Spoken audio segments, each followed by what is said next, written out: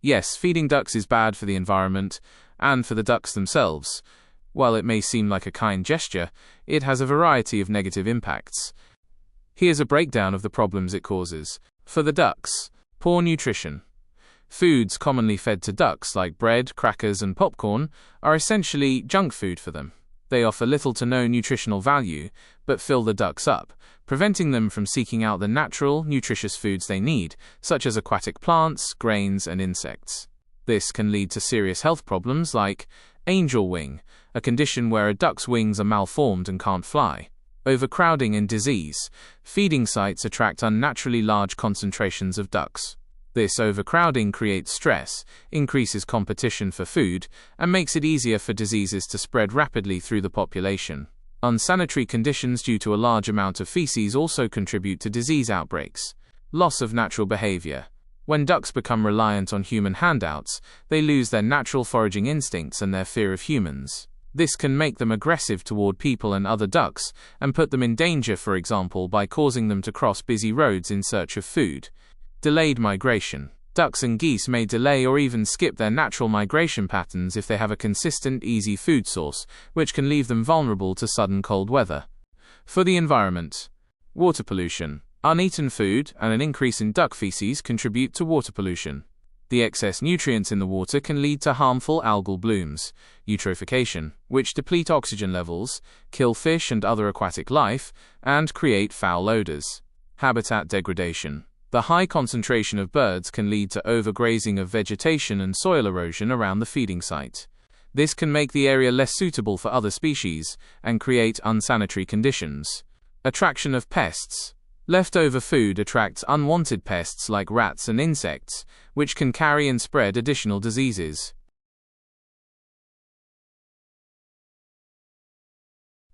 The best thing to feed ducks is nothing at all. They are natural foragers and can find all the food they need in their environment, such as aquatic plants, insects, worms, and seeds.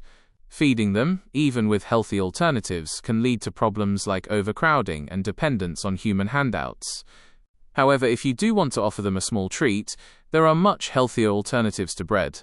Remember to only give them a small amount and to never overfeed them. Here are some healthy food options for ducks. Grains and seeds. Oats, rolled or instant, cracked corn and birdseed are all good choices. Uncooked rice is also safe in small amounts. Vegetables. Ducks love vegetables.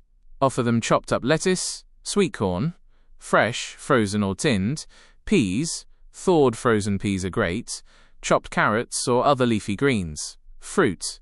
Sliced grapes, cut them in half or quarters to prevent choking. Berries and pieces of melon are also good treats. Specialty duck food.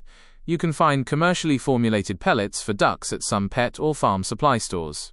These are nutritionally balanced, but should still be given in moderation. Important things to remember. Chop it up. Ducks don't have teeth, so make sure all food is cut into small, manageable pieces to prevent choking. Don't leave a mess. Uneaten food can rot in the water, polluting the environment and attracting pests like rats. Only give them a small amount that they can eat right away. Avoid junk food. Never feed ducks things like chips, crackers, popcorn, or other processed human foods. They offer no nutritional value and can cause health problems. No moldy food. Moldy food can cause a fatal lung condition in ducks called aspergillosis.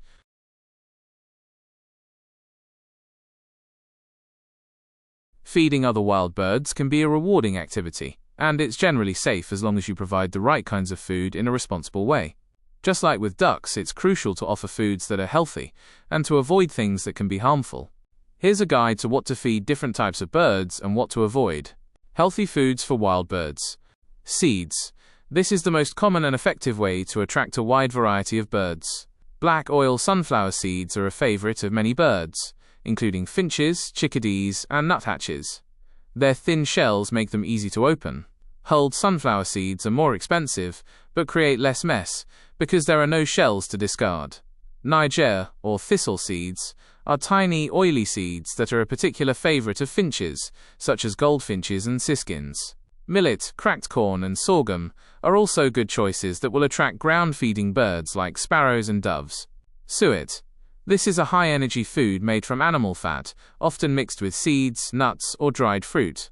It's especially valuable in winter, when birds need extra calories to stay warm. You can buy suet cakes, or make your own. Nuts, unsalted peanuts, whole or shelled, are a great source of protein and fat for birds like jays, woodpeckers, and nuthatches. Be sure to use a mesh feeder for whole peanuts to prevent birds from taking large pieces they might choke on. Fruits. A variety of fruits can attract different birds. Raisins and other dried fruits, like cranberries, are loved by birds like robins and thrushes. Fresh fruit like chopped apples, oranges, or grapes can also be a treat. Insects. High-protein options like live or dried mealworms will attract insect-eating birds such as wrens, robins, and bluebirds. Kitchen scraps, in moderation. You can offer some kitchen scraps, but they must be unsalted and unprocessed. Examples include cooked, unsalted rice or pasta, cooked potatoes, or small amounts of mild grated cheese. Foods to avoid, very important. Bread and processed snacks. This is the same rule as with ducks. Bread, crackers, and other human snacks offer little to no nutritional value and can fill a bird's stomach without providing the energy it needs. It can also lead to unsanitary conditions. Salt. Salty foods like salted nuts, chips, and crackers can be toxic to birds and cause kidney problems. Chocolate. Chocolate contains theobromine and caffeine, which are highly toxic to birds and can cause seizures and death. Avocado. All parts of the avocado plant contain a substance called persin, which is toxic to many birds. Fruit pits and apple seeds. The seeds of apples and pears, and the pits of fruits like cherries and peaches contain trace amounts of cyanide. While it would take a lot to harm a human, it can be dangerous for small birds. Milk. Birds cannot digest milk, so giving them dairy products can cause an upset stomach. Moldy food. Mold can contain fungi that can cause a fatal respiratory illness in birds. Always keep feeders clean and discard any food that looks or smells spoiled. Tips for responsible bird feeding. Provide clean water. A bird bath is just as important as a feeder, as birds need water for both drinking and bathing. Keep feeders clean. Regularly clean your feeders with a mild bleach solution to prevent the spread of disease. Place feeders safely. Position feeders away from windows to prevent collisions, and near cover-like shrubs to give birds a place to escape from predators. Start with a small amount. Only put out enough food for 1 or 2 days to avoid spoilage. While feeding foxes might seem harmless and even helpful, it's generally not recommended. There are several reasons why this can be problematic for both the foxes and the people living near them. Here's a summary of the issues and what you should consider. Problems with feeding foxes. Loss of natural instincts. Regular feeding can make foxes dependent on humans for food, causing them to lose their natural foraging and hunting skills. This can be particularly dangerous for them if the food source suddenly disappears. Overpopulation and disease. Providing a consistent food source can lead to unnaturally high concentrations of foxes in one area. This increases stress, competition for food, and the risk of transmitting diseases like mange, a serious skin condition. Conflict with neighbors. Not everyone appreciates having foxes in their garden. Foxes may bury uneaten food, dig up gardens, and become less wary of people, which can lead to complaints from neighbors and, in some cases, the use of lethal control measures. Attracting pests. Leftover food that isn't eaten by the foxes can attract other unwanted animals, such as rats and mice. Safety concerns. A fox that is accustomed to being fed may approach people, including children, in search of food. While foxes are not typically aggressive toward humans, they are still wild animals, and this can lead to a dangerous or uncomfortable situation.